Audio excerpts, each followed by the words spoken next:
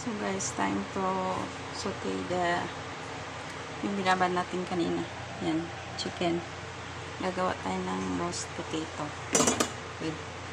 Chicken with roast potato pala. Sorry. So, unahin natin pag saute ang potato. Kasi mas matubig ang chicken. Kumbaga parang i-brown-brown lang natin dito ang potato.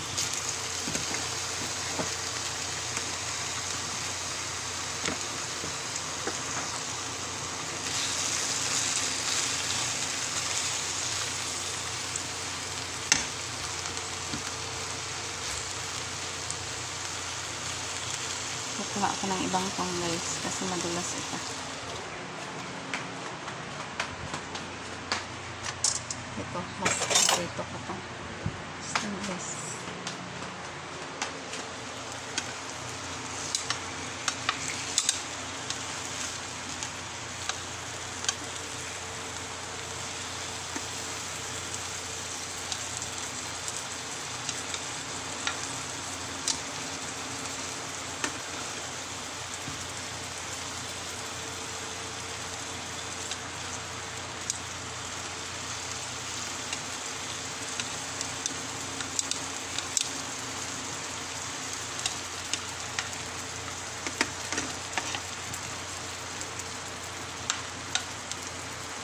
So, ilagay natin to dito sa gilid.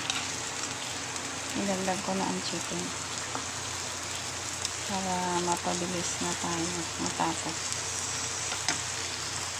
Mas maganda pag tapos na ang gawa.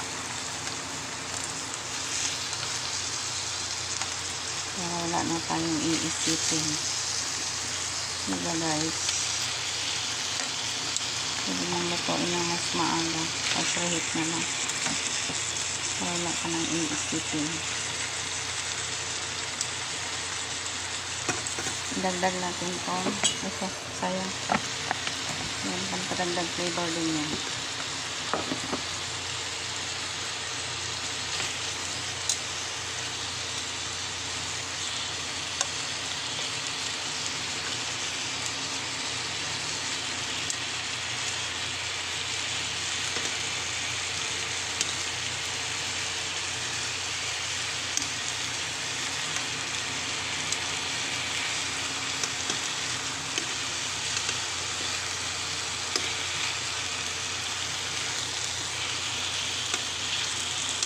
So, ang gawin dito guys, saute lang hanggang mag-brown. Tapos lipat sa air fryer hanggang mag-crispy siya. Yung balat niya. Tapos serve na. So, ganyan na.